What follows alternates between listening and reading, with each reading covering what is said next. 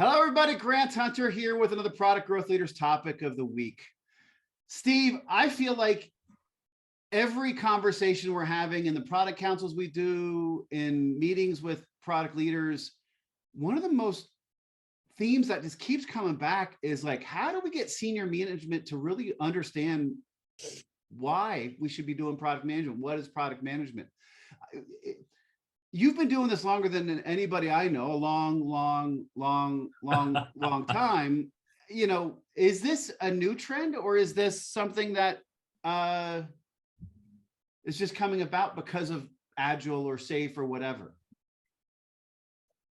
Well, I think it's certainly exacerbated by the agile movement, if you will, because they started defining a whole bunch of new titles and roles. You know, suddenly there's a scrum master and there's a product owner and all that other stuff. But, you know, it was even a conflict back in the 80s, as I recall. I forget what year Jeff Moore's Crossing the Chasm came out. I want to say it was 88 or 89. And even there, he was talking about the importance of product management and their role. And this was coming as new information to the tech readers, the tech CEOs who were reading Crossing the Chasm. So it's always been around. I just think it's more confusing today because of all the new methods that, not just development methods, but, you know, the role of design, the role of UX, just general chaos in the definition of roles in a company. Well, and I think it's the definition of product, right? And I don't know if I've written this yet, but I know I've been thinking it. It's like, unfortunately, it seems like people have taken the word product and they assume product management, but really a lot of people talking product are talking about the triad, right? Product design, product management, and product development. And you can't, if you confuse each of those and sort of glop them all together, it makes it even more confusing for the senior leader. So we actually did this. We had this topic a couple years ago, but I think just it keeps coming back, and we decided to talk about senior leadership support for product management. And I put in the question on Monday. And just to interrupt your whole flow there. You always can interrupt my flow, Steve. It's one of those things that if we don't talk about roles at the beginning of a training, we end up talking about roles continuously through the training. And if product managers can't agree on the role, no wonder senior leadership is confused. I completely agree. And you interrupt my flow, and here we go. We're off. This is just like our meeting the other week with Outso, where I didn't even get a question in. Zach. So I don't know if it's just, you know, the way that some of the projects that I work on are managed, because a lot of the work that I do is very like agency service or kind of embedded consulting.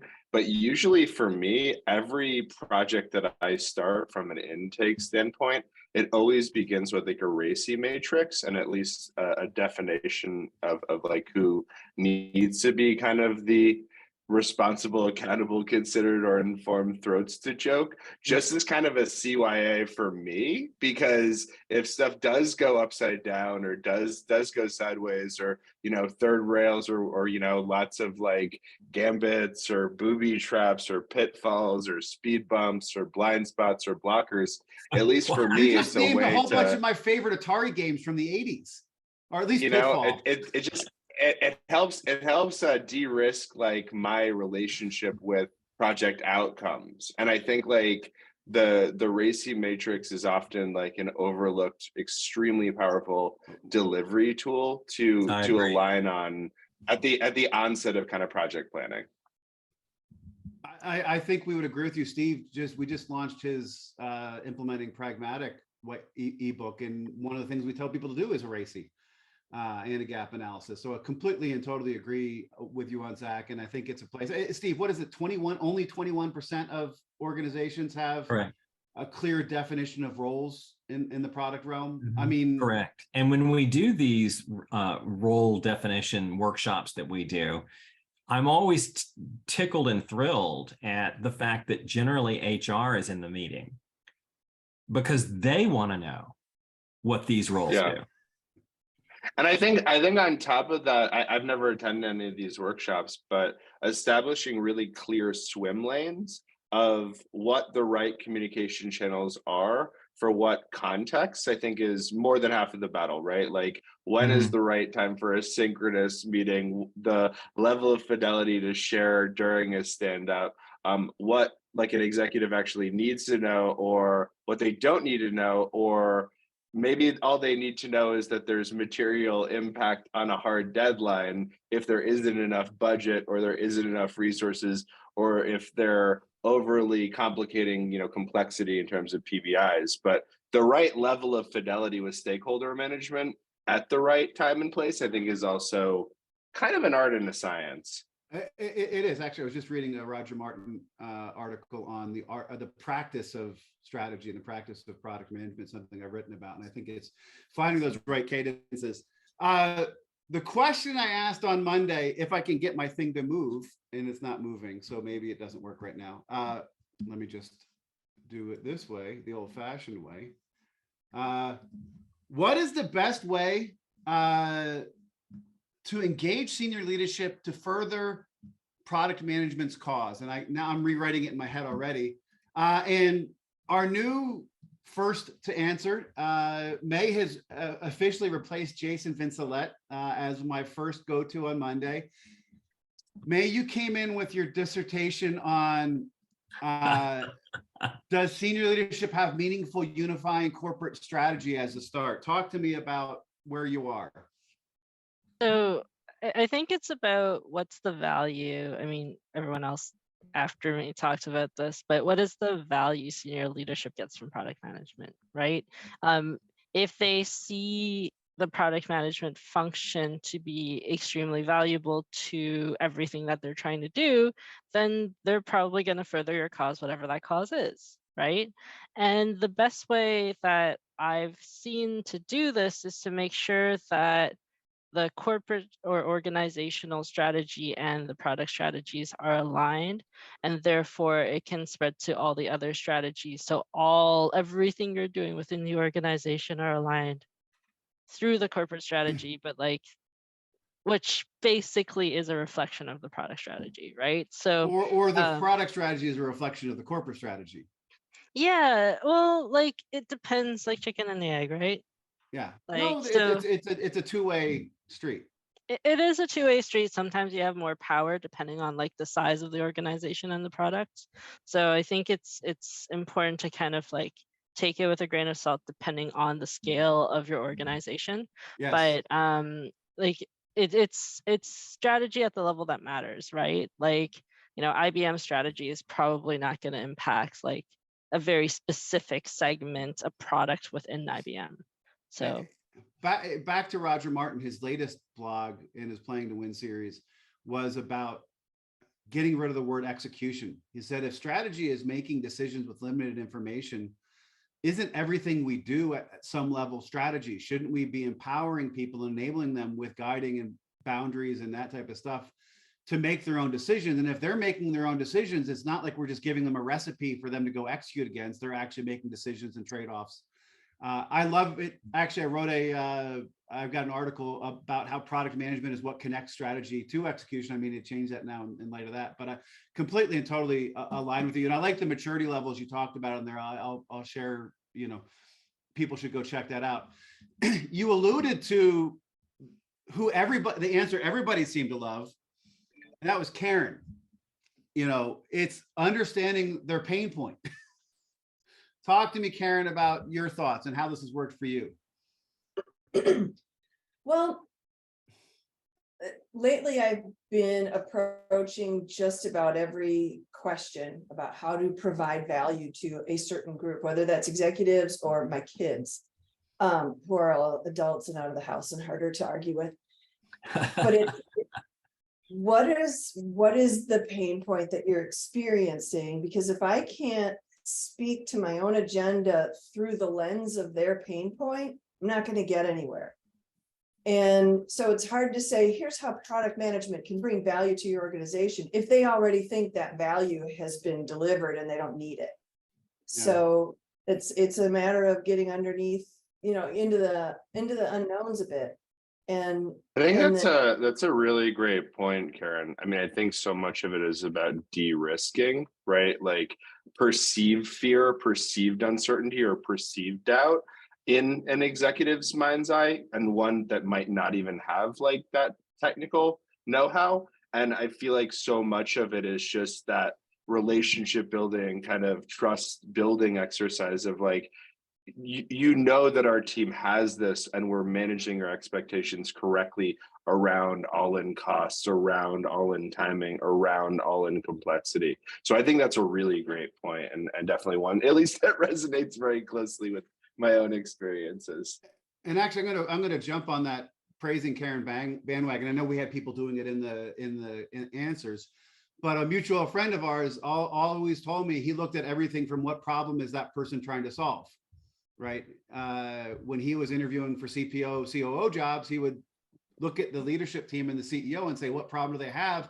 And frame his value, their value based on that problem. And I think that that's a key way for us to do. If we can dig into their mind, and let's actually use product management skills on senior leadership to understand the problems they want to solve, and where do we want to go? But I also loved that you gave, some really good context, in your sort of first, second, third. You even gave us a process to do that. So first, you did first, understand the senior leadership's pain. Second, find where product can ease that pain. And third, use that homework and preparation to artfully deliver the message. In this day and age of listicles, I want to make sure, we make it easy for people to think about how do we do this. So other thoughts before I move on to the next answer? I have a thought. So I guess for me, a lot of like product management's about risk and trade-off, and also manageable risk tolerance or thresholds, right? And I think sometimes when you're dealing with stuff that is increasingly more and more complex with a finite amount of capacity on the resource side, being able to explain those risks and trade-offs in a really simple, easy to understand way, where you're boiling it into kind of the bottom line of like project health or delivery outcomes, is also a really sometimes clear way to tie it back to kind of outcomes and key results, right? Like this hard deadline will have material. Understand their problem and tie it to the outcomes they're thinking about, so you bring it full circle. Or establish like project health as a North Star metric. So if you see project health trending down, that's a leading indicator of when you need to proactively step in to course correct so that things don't go off the rails and you're acting more reactively. No, I love that. Can I circle back, because I want to connect what what Zach said to what May said in her response, and it's around prioritization. Because if you are saying, hey, this is starting to fall, here are the implications of this project starting to fall, do you need to reprioritize some of the things on your plate to get this back up into good health again? Because that's another conversation with senior leaders is, what is your list of priorities? And this is something that Scott, our mutual friend, would frequently talk about when I worked for him. You've got an A drawer, a B drawer, and a C drawer, and you've got to focus on that A drawer. And if things from other drawers are creeping into that A drawer, I need to know, because then I can help reprioritize it so you can focus your efforts where they really need to be most focused. No, I love that. Cory, you agreed with Karen, and you gave us a list. You want to talk through your approach and your thoughts? It's very similar. It's just, where is the biggest struggle that the organization or the leader is having? What are they struggling with? Find ways to tell a good story with that, or see if that story makes sense. Sometimes those stories don't make sense, and I've heard way too many of those types of things. But I just there's no magic to it. People want to put formulas and patterns and templates and word salads on these things. Where's the problem? What can we do to solve that problem for you? And make it fit into a product narrative. And if it doesn't fit into a product narrative, you got other issues. So, It's interesting. You just were in our strategy class and we talked about strategic positioning as the first part of a business case. It's like, if you can't explain what problem you're solving, the value you create by solving it, in your differentiation, you've got a bigger problem than figuring out a pro forma. Right? If you can't describe how you can help and solve these problems as product, that's a major issue that you need to figure yourself out. Joy, so joyful to have you back on the Friday call. Talk to me about this. For you, what's the best way to engage senior leadership to help product management's cause? So I'll probably parrot a little bit about what's already been said. So companies have OKRs, KPIs, whatever they want to refer to those. And I'm assuming that those would be created based on a pain point or something that they're struggling with. And what we've done is show that product management supports those OKRs or those KPIs, and that there's actually a process behind it. We're not just throwing darts at a dartboard. So, if you're looking at a roadmap, we can say, this is how we prioritize. This is how we identify what's going to be in the roadmap. We can score them based on these OKRs. We actually talk to customers. We actually do market research. We actually look at analytics, and we look at that whole thing. And that's how we support the business, and we support you. So let's look at their initiatives, their strategic goals, their OKRs, their MBOs, and show them how we help them achieve those things. I love that, Joe. That's a great way to think about it. And I think builds on everything we've been talking about so far. Eva, this is the quietest you've been this far into a call. I know. I'm feeling like I have a fever. I need some kettlebell. Anyway, I think for me, I didn't answer the question, but recently in an all hands, I basically noticed a problem in product at my organization, and I called it out and I asked a question, and the head of product sent me a DM in Slack. So that's how I got my senior leadership engaged. I just asked a question on the all hands because I don't like being a wallflower at my age. So what? Wallflower is the last word I think about when I think about. Why, thank you. Mine was a little simplistic, sorry. No, it's good. I mean, all hands meetings are a great place to start bringing people's attention to stuff that they might not have been aware of.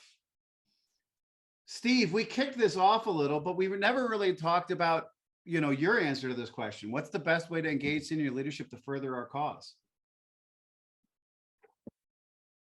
Well, ditto, everybody else here, but I when in doubt, I always go back to what problem are they trying to solve? Yep. It's just a core mantra for me. And I was having a discussion this week about roadmaps, and lots of conflict with roadmaps. It's not a committed plan, and you shouldn't have dates on it and that kind of stuff. But somebody asked me a question, and I went, well, hey, let's flip it around. Why is senior management asking you for this artifact? What is it what problem are they trying to solve? And it was just like this, scales fell from their eyes sort of a scenario of, it's like, oh yeah, they have a problem. They're asking for the roadmap. They're probably asking for the wrong thing, because anything with a timeline on it is called a roadmap now, right? But when in doubt, go back to what problems are you solving? And we've seen this, Grant, in some of the companies we've worked with that are still reasonably small.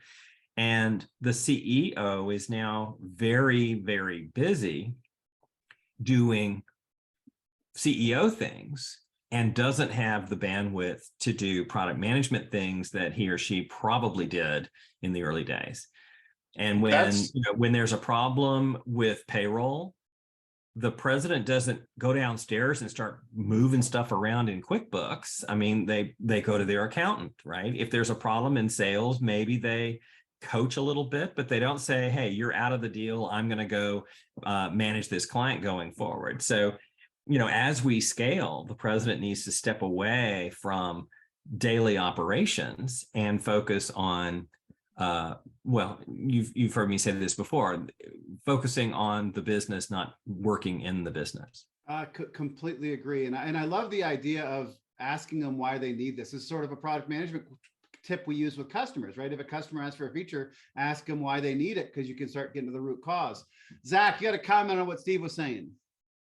Yeah, I feel like in a way, and I've done this a little bit before, but having kind of a 2-page executive friendly product strategy memo that you can all kind of align on, it mirrors. So I don't know if anybody's familiar with like this sort of meeting best practice. Jack Dorsey, the founder of Twitter and Square, does this really interesting thing, super agile, super scrum, super focused on sort of flow state. And the idea is this 2-page sort of Amazon style executive memo to align around and triangulate around. And then that artifact serves as kind of like an agenda for a really productive conversation, so that further downstream user stories, personas, PBIs, all can kind of be derivative outcomes of that consensus from that first order knowledge unlock. But I think that it's like a really important sort of building block. If you think about almost like Russian dolls levels of artifacts, and this kind of being the smallest doll that has the most defensible IP, that's sort of the densest matter that everybody has to kind of triangulate around on a strategic level. I really encourage people to start with a product canvas, the 1-page definition of what it is.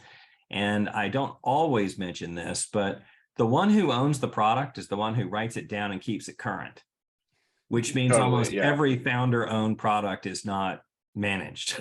Because as a founder, let me say, none of my shit's written down. No, neither of us, Steve, I think. Yeah. I wasn't speaking for you. Yeah. That's the thing, is that I almost feel like in a lot of ways, like weird ways, I act a little bit like a friar monk for founders, helping to kind of create these like artifacts for like teams that have a hard time kind of giving TLDR briefings. So for example, I'm just going to drop one that I did for a client earlier this year. This is a product that's come to life, but it was for one of the biggest players in public safety and security, 2-page memo. They were launching an augmented product called First Responders Network. And basically this was so that they could kind of triangulate around brand strategy, product strategy, go-to-market planning, with a bunch of primary research and persona development and customer journey mapping that they had done kind of around market sizing. But it gets a lot of the commercial and technical stuff zipped up in a go bag, so at least everybody can kind of right size their thinking. I actually think that that's a great tool that people can use, something like that to help with their communication with leadership, because it can show people the value they're getting in what we're doing. I'd like to, I go too far and it's not working. Hold on 1 second. I'm having PowerPoint problems. I apologize. I wanted to go back into our poll, and the poll we put in it's an eye chart, May, I know. The poll we put in was, if you were talking with your senior leadership team on the value of product management, what would be the most important thing to include? How they can support product management, explain the business role of product management. Product management helps the company focus on markets of customers, not individuals. And good product management enables sustainable product growth. And I have to say, 100% on that answer. Maybe that answer was a all of the above, right? Answer. That was my answer. That was what I put in there. But maybe that's part of what we need to do, is we need to start making that connection between what product management does and how it leads to sustainable product growth. Eva, did you vote? So I guess Yes. you voted. What was there any thinking, or was that an easy answer for you? I voted for the first one. Oh, did you vote today? Maybe I cut this one before we did it. So how they can support product management. So back to your question in your all hands, right?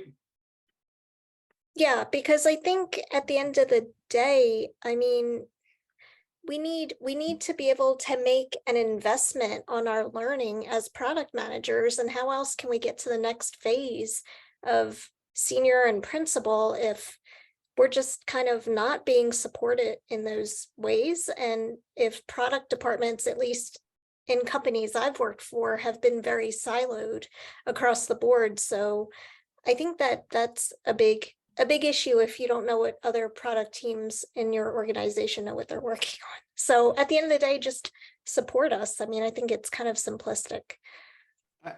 Yes, it is. And sometimes that's all we need to do, is because if we don't ask for help, if we don't be the squeaky wheel, they may not do it because they don't think we are. Maybe that's one of the problems, is we try to solve too many things by ourselves and we don't float them up, and they don't see, they think we're doing better than we can because we don't complain as much to them. I could go down that path and I could get it some. May, you voted with me for good product management enables sustainable product growth. Talk to me. I don't, most of the people I talk to within an organization, most of them don't know what product management is.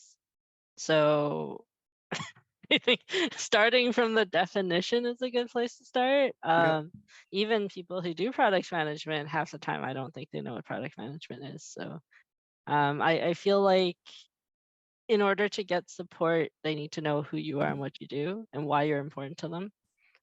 So I feel like everything else is important. It follows, but the start is saying, like, this is the value product management brings. So like, we're talking about the most important thing, I would start with the beginning. Yeah, I agree with that. Cory, you were on that page as well, right? Yeah, I mean, we're supposed to be making products that help grow our business, help change customers' lives, help do all the fun things we want to do, and that's the reason we're doing it, not to help stakeholders. We're there to help the business and help customers, at least from my point of view. Mhm. Maybe somebody would rather serve a vice president than a customer, but that's not me. There's plenty of people out there who think that way, unfortunately.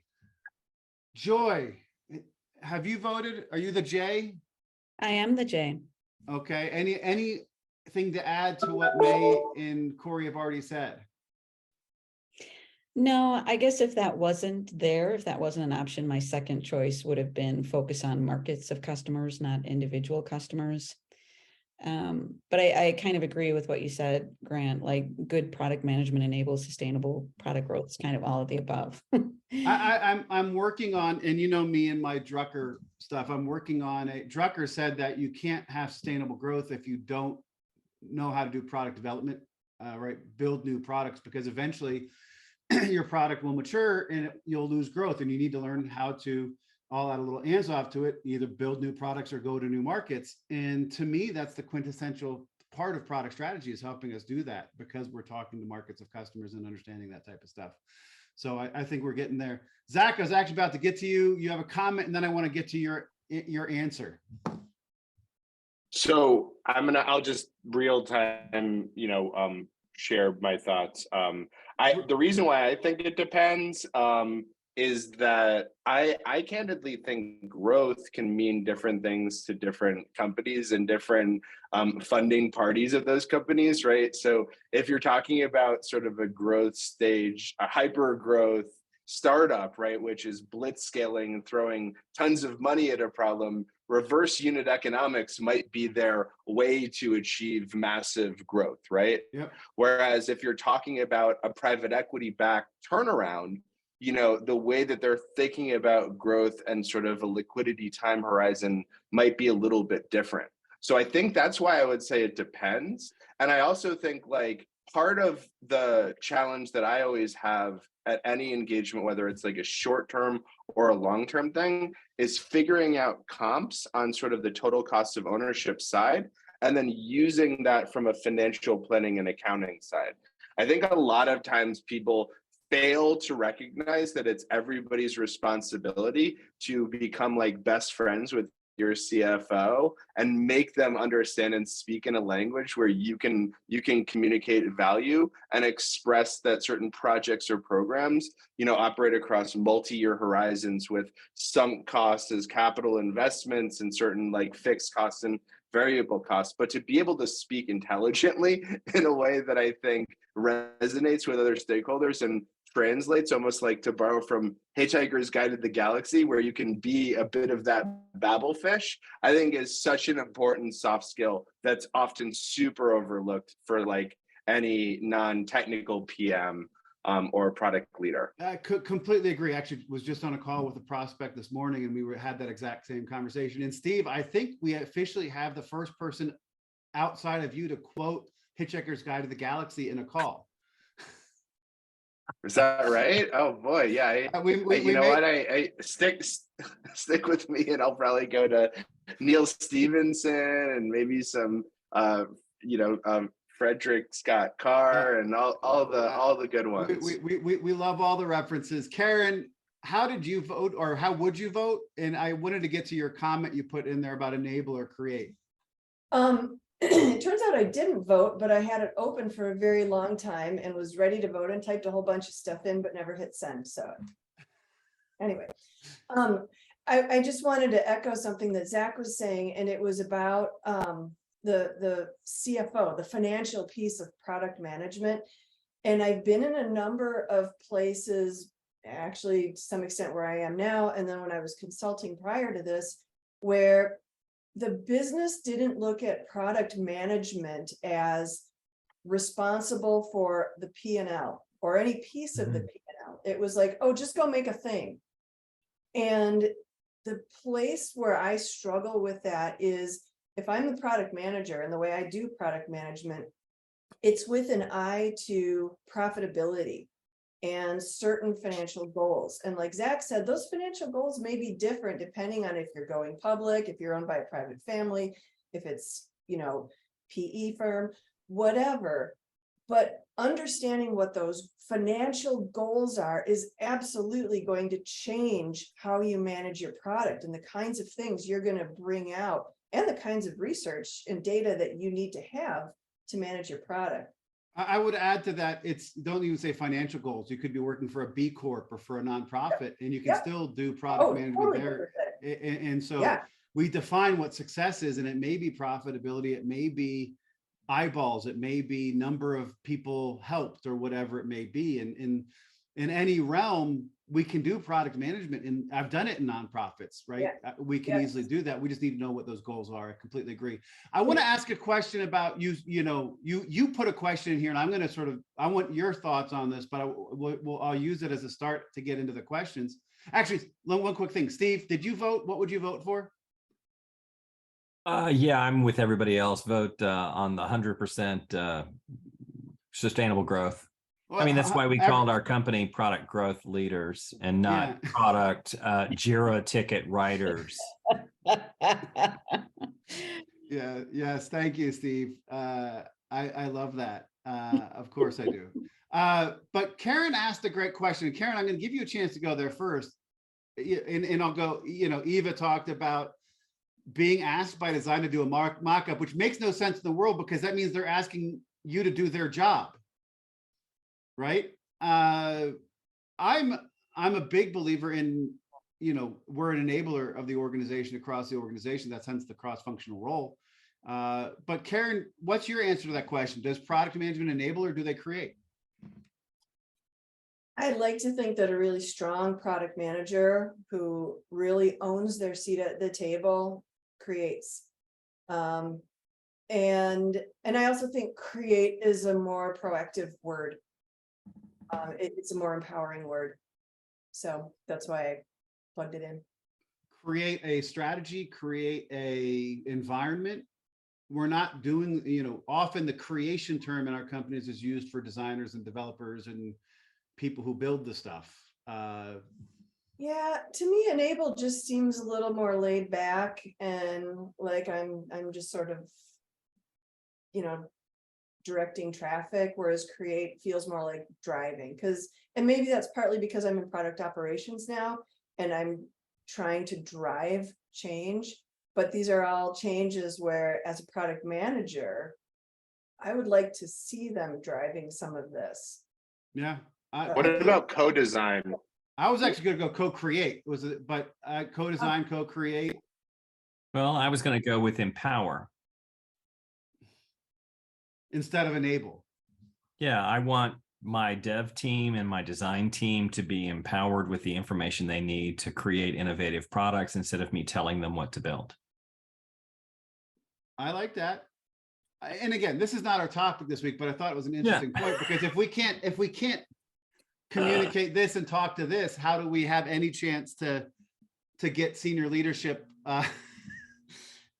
to be understanding and seeing the value in what we do? And Cory, I love the create value versus create code. And maybe that's what the create is product management creates value, right? By finding the right problems for the right markets and mitigating and managing the risk, where we enable the creation of value, where the designers create UX or CX and the developers create code to enable that and do that, whatever, and we empower them to do that. So I think I can get on we create and empower. We create the opportunity and empower them to execute on that. So I will stop using co-create, Joy, just for you. And that's a joke for those people who are on the call and can see the chat. Our first question I want to go to for this call is, what is the biggest barrier to senior leadership understanding the value of product management? What's getting in the way? If we can remove an obstacle. This is being recorded, right? This is being recorded. So we can't name names. Cory. They don't care. Oof. The biggest obstacle, the biggest barrier is they don't care. They don't care. They have to be interested in order to care, and they don't care. Or maybe they're not interested. I don't know. It's one of those two to me. But this now becomes the yin and yang of that first question, the Monday question. How do we get them to care, right? And that's by understanding their pain and the problem. So the biggest barrier, I mean, this makes sense. Eva. I think the issue is they do care, but they care about the products that make them the most revenue and the most money. So the other products they don't care about. So it's almost like they're only putting all their eggs in the basket in their main breadwinning products and possibly not the other products that are needed in order for the platform to survive. So, I mean, I have seen that in big companies where I brought them a business case for like a $10 million, $20 million a year product. They're like, that's not material enough, right? We're a $500 billion company. The ROI on that's not good. My EPS is not going to be impacted by that. And so they only care about the big, which is part of the innovator's dilemma, right? Is that we get so focused on that big product that we forget about the next generation, where it's going. I thought you were going to go, they just care about the sales, and they instead of looking at product as the creator of that value, they look at sales as the creator of the value. Maybe another way that we look at it and help them change their mind on that. May. This reminds me of, I remember one very senior leader at a megacorp saying, I don't get out of bed for less than $10 million. But I feel like the biggest barrier, like, it's not, I guess it is that they don't care, but also I think what they don't care more about is the how product management is done. So like a lot of the things that we tend to talk about as product managers, product leaders getting together, talking about product, we often talk about the how and the why. And generally speaking, like when you're at a large enough corporation where it's not just one product, it's a series of products, they care a little less about that. They care about whether or not you're effective, right? So it's that translation layer between, again, what do they care about? So they care about what they can tell the stakeholders, or maybe like stockholders, or like they care about the financial ramifications, the growth potential, maybe like large acquisitions coming stock in. options and bonuses. Let's like take a step back and pretend like they're altruistic, Okay. or like they care about the success of the company. So I think like from what companies often pay senior leadership to do is to care about these bigger picture things. And like as product leaders, I feel like one of the things that really stuck to me is I was talking to a product leader, and they said that the most important thing you could do is learn to read a finance report, because you need to understand the problems that the company is facing and the opportunities, and be able to translate what you and your team and your products are doing to impact that world. So this is, I was at a PE company, had their tech summit, and I spoke and facilitated a breakout session. And Teresa Torres was speaking, and I love a lot of the stuff in continuous discovery. I do not like the fact that she thinks that product managers are designers, back to what Eva was talking about earlier. I also don't like that she talks about you're looking for what your outcome is, what your objective is, and then you back into the solution, and all the objectives were business focused, right? And research has shown, Roger Martin talked about it in his latest book, that if you are market focused and solve problems for customers and create value for customers and markets, that will create value for your company. And I hate how people start with my problem is my profitability margin, or my rule of 40, or my whatever it may be. And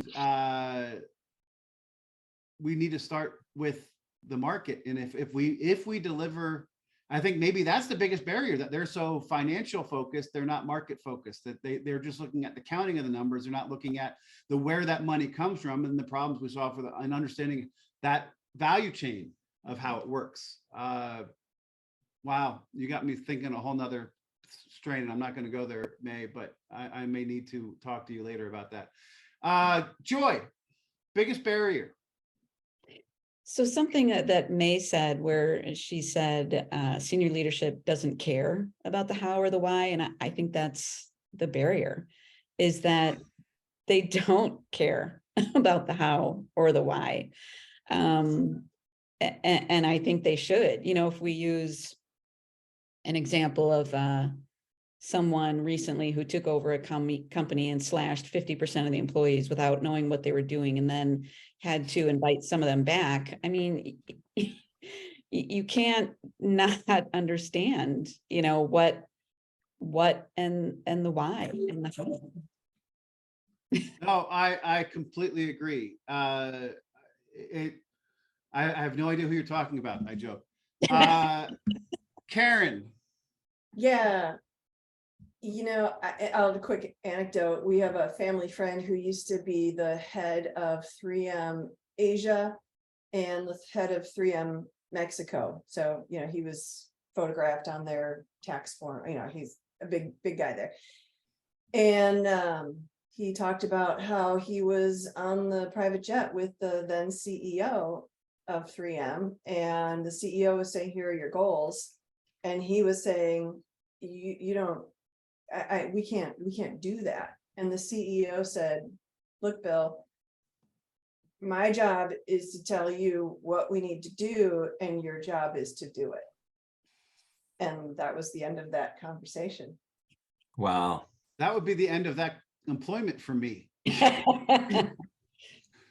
Yeah, Bill was a lifer. But I don't know if it's that they don't care. I think if you kind of go back to the priorities piece of it, the thing that I'm really feeling pain for right now in my own role is just how our senior executives are hyper bullet pointed. It's like there's a lot that went into this. I recently did a thing. It was about a 3-month project. It was massive. And I was given 2 slides and 5 minutes to talk about it. So my struggle is, okay, how do I get this message to these senior leaders in a microsecond to make them care, to make them think that this is at least important enough to register as a blip? They don't need to rock, it doesn't need to rock their world, but I don't know that executives or the senior leadership, when it comes to why don't they care, or if they care, whatever, I think our role is, how do we get them to care? How do we get them to say, this is an issue, I need to pay attention? So the biggest barrier is getting them to care. Yeah. And again, it gets back to what's painful. What are your goals for the year? Is it revenue? Are you not getting revenue? Oh, with product management, it can't help you get that revenue. Is it a sales issue? Nope, sales is going fine. Is it a product issue? Because a lot of times I think they'll think it's a sales issue if it's revenue driven. But it's really getting deep in and figuring out, all right, I'm just using revenue as an example, or maybe it's customer churn. Okay, that's something that is a little more product management-y. Yep. Product management is enabled to do this thing. We're the ones who are responsible for this thing. We can't do it. What is that crossroads where an executive can say, oh, product management can't do the thing we need them to do? It's not that they're not unwilling, it's they can't. Why not? Because if it's an unwilling thing, then it's a management issue, right? Mhm. But and if there's something that can't be done under the current system circumstances, then I think as an executive, I would start to care. It's interesting. And May, I saw you wave your hand, and I'll get to you. I wanted to get to Cory as well on something. I'm not going to get there, but my next question, we don't have time for it, was what does senior leadership need to know about product management? And my answer to that goes back to what we were just talking about, is they need to know that we're a lever point, right? We help them lift everything else. You can spend money trying to get one salesperson to get better at it, or you can spend money on product management to get the whole sales force to get better, because we're doing stuff better as a whole, right? And I think that's a key thing that I want to get out there, is that if they understand that we're a lever point, we can get, then instead of them looking at fixing sales or fixing marketing, which is where they start when they're having a growth problem, they can start with product management, and we can be the people, and we can be the lever point to help do that. You know, Grant, May. I think the real issue with the real barrier is these presidents have never seen good product management. My first job as a vendor, product management was a business role, and they were highly respected throughout the organization. When we talk to these PE firms, one of the first things they want to implement is product management. I mean, we do work with teams that have seen goodness. And if you've never encountered the kind of product management that we talk about, I mean, if all you've encountered is product managers who are really sales engineers, or product managers who are really JIRA writers, ticket writers, then yeah. But I mean, the stuff we're talking about is, how do you increase sales? You put product management on it. How do you build what you've planned? You get product management to empower the team with market data. It's product management is an empowering role for all the other departments in the company, basically. And when you've seen that, you never want to not see it. Yeah, I agree. And that goes to being that lever point in what we need to do to help people understand that because of that empowerment role, because of that focus on creating value role, we are a unique place in the organization to have oversized exponential impact, right? If you invest in product. Steve, you're helping me make that, figure out how do we do this. May, you had a comment? It's gone. Okay. I'm sorry. Cory, you would put in the chat about the biggest barrier that many of them don't have a purpose or have a why. Is that what you were saying? Or is it gone too? What did I say? People whose job is to run companies might not care how the numbers get there. People who are driven by a mission are more likely to focus on how their products help them do that. You see that, right? The consulting companies that come in and they run, or they trade companies, right? This company is owned by this firm, and they just run the numbers, and it doesn't matter what products are. They're just doing finances so they can get their stake, and they can multiply it, or they can sell it off to somebody else. They don't care. They're not there to run. They're not there to make the product or the company better. They're there to increase their portfolio and make more money, or do something else, versus the people that are very product focused, or at least mission focused. They're there to care, and they do care about how their products are used, the experience that people have in their products, and why their products exist in the first place. And you may get that better with a founder than you do with a hired gun. All right, we're going to shift to our lightning round. what is possible when product management has the support of senior leadership? Lightning, because we do need to be lightning. Karen. Hey, What- don't make me go first. Okay. Joy. Everything. Everything is possible. Wow. I like that. Cory. Yeah, it's just, what do you really want this to do, and how quickly do you want it to get there? That's possible. Whatever you want to do and how quickly you want to get there. I love that. Karen. Senior leadership's jobs become easier. Senior leadership's jobs become easier. I like Mm, that. good one. Eva. Happier and more fulfilled product managers. Happier, more fulfilled product managers. Definitely on that. May. If you know what your products are, more opportunities for collaboration between your different product lines. More opportunity for collaboration across product lines. I like that. Steve. Don't steal mine. Is it the middle name of our company? Well, not just I'll that. just say it, growth. And I will yes and that and say sustainable product growth, Ah, well which done. was our answer in the That was last week's answer 2 weeks ago. it's every week's answer in my mind. Okay. Yeah, I really believe good. this is the third week in a row you've used that answer. By the way. I'm leaning into it. I'm leaning into it. What a great conversation on how we get senior leadership more engaged, and how do we make product management in a better place, and how do we solve problems, and how do we use our product management tool maybe on senior management. I say this every week. I learn, I grow. You guys challenge me to think, and this is one of the best things about this. Thank you guys so much. What a great panel today. We already had a couple people have to sign off, Zach and Steve, but Karen, Cory, May, Joy, Eva, thank you so much for the great conversation. We do this every week. Monday, question goes in. Normally Wednesday, poll goes in. And on Fridays, we have these incredible calls. We'll see you guys next week. Hey, in the Eva, I community. can connect with you on LinkedIn. And I just got- Karen and Eva are going to connect on LinkedIn. We'll see you guys next week.